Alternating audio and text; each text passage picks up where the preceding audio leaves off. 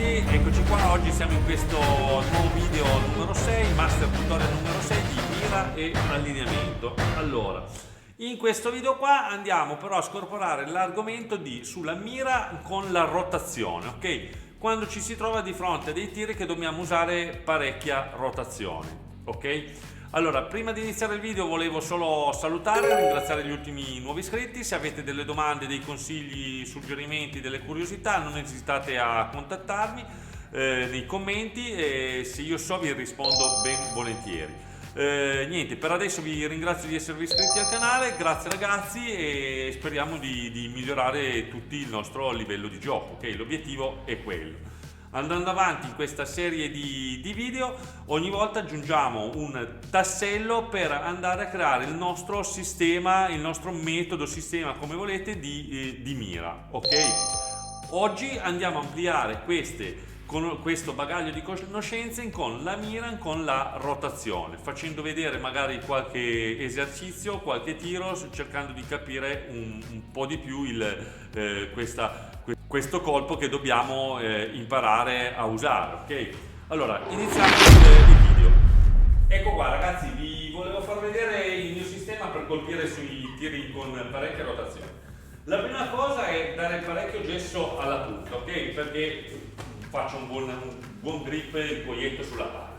La seconda cosa va bene, ok? Andiamo giù, guardiamo il punto di mira, ok? Andiamo giù in posizione, l'attenzione sulle gambe, quello lo vediamo qui più avanti, piede sinistro parallelo all'albero della stecca.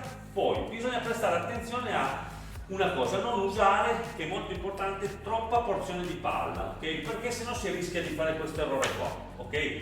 Dunque usare una porzione minore di palla, ricordatevi quello, non usate troppo, ok? I professionisti non usano tanta porzione di palla, andate a guardare i colpi, perché più si allarga la porzione più aumenta il rischio, ok? Tenete presente quello, di conoscere bene la porzione di palla che si può usare e ricordarvelo, specie uno sbaglia qualche volta, poi dice aspetta un attimo come faccio, mi devo ricordare della porzione di palla da colpire, ok? E risolvete un problema. Allora, dicevamo quello, andiamo in posizione, poi quando vado per mirare io guardo ancora la punta dell'albero, ok? Qui del puntale della stecca dell'albero, guardo solo il punticino a destra della stecca, ok?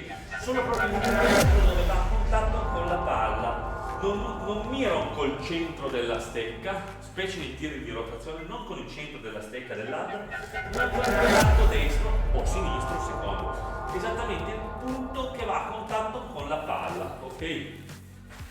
Così. Perché vedo che aumenta parecchio la mia precisione, specialmente sui tiri di rotazione. Infatti si esce belli dritti e ben posizionati, ok? Qua invece miro nel centro dell'albero, ok? Allora, vi ho spiegato le mie due cose che guardo. Praticamente nel tiro di rotazione uso questo pezzettino qua della punta, o uno o l'altro, secondo se si va ovviamente a destra o a sinistra, ok?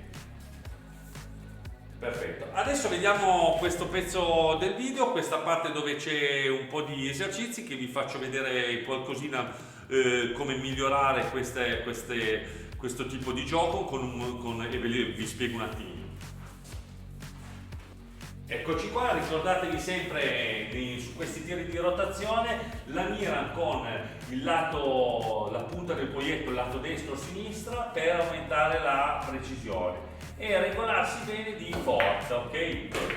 Vedete? E uno si va a posizionare sempre, si usa questo trucco del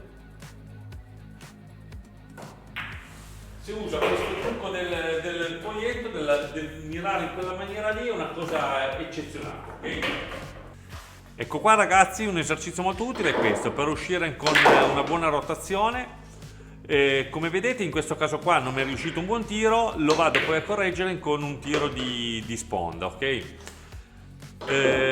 Questo mi è uscito un po' meglio, però non sono uscito dove volevo e ho toccato la palla numero 10, l'ho spostata per poi riuscire a farla nella buca in fondo, nella tasca in fondo, però è un tiro che si aumenta le difficoltà. In questo caso qua invece il tiro esce perfetto praticamente e posizionato perfetto per fare la palla 10. Come avete visto, la palla bianca continuava nella sua rotazione naturale del tiro. Tenete presente che questi tiri qua si fanno con la biglia attaccata a sponda o magari a 1 millimetro o 2 dalla sponda, ok? Dalla ringhiera. Perfetto. Questo qua invece è un esercizio che serve per andare a calibrare la rotazione che diamo su ogni tiro, ok? La prima volta colpisco la palla 1, poi la palla 2, poi la palla 3, cercando così di regolare la forza della rotazione per imparare quanta forza devo dare, saper darmi una misura sulla mia forza di rotazione, ok? Ecco qua adesso un altro tiro che parte da un'inclinazione di 30 gradi. Guardate adesso sulla sponda quanto gira la palla bianca, aveva parecchia rotazione come potete vedere. Adesso aumenta questa inclinazione qua, sarà sui 37-38 gradi, sempre colpendo con una rotazione, cercando di allenare, migliorare la mira su questo genere di colpi. Adesso come vedete arriva un'inclinazione di 45, 46, 47 gradi circa, ok? Ovviamente più si avvicina la palla bianca alla palla da imbucare, più aumenta l'inclinazione, ok? Adesso questo è un altro tiro, perfetto. Ok, vedete dove si è posizionata la palla bianca, portate pazienza per la sfocatura dell'immagine. Adesso cerco di andare il più vicino possibile a quella palla bianca lì, ok, per avere un punto di riferimento. Idem su questo tiro qua, adesso faccio il mio terzo tiro cercando di avvicinarmi con la mia palla numero 9 gialla a quelle due palle bianche per una buona posizione della palla battente, ok?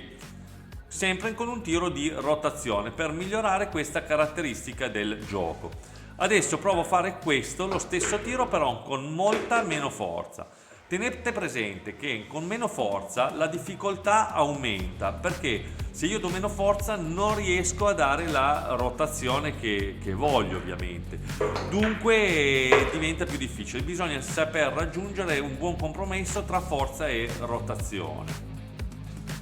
Ok, ecco qua, vediamo se mi avvicino. Perfetto.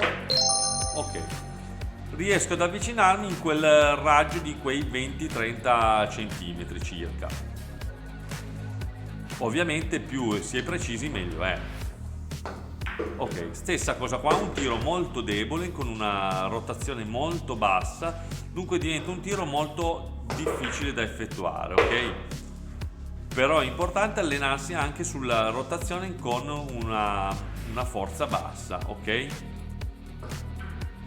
Che di solito nel tiro di rotazione si fa sempre l'errore di usare magari troppa forza su certi tiri. È molto difficile quel rapporto lì. Ok, stessa cosa la facciamo da un'altra posizione. Adesso cerchiamo sempre di avvicinarci in quell'area in fondo, vicino alla palla bianca. Idem adesso. Perfetto, adesso l'ho sbagliata, va bene, però come forza e rotazione della palla si arriva giusti, bene. Qui un altro tiro di rotazione che capita anche molto spesso, che è importante allenare.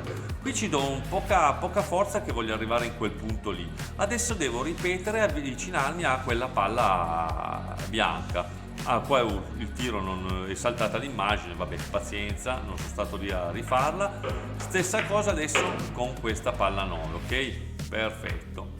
Sono tutte abbastanza vicine. Adesso voglio andare più in fondo, più lontano, sempre con parecchia rotazione, ok?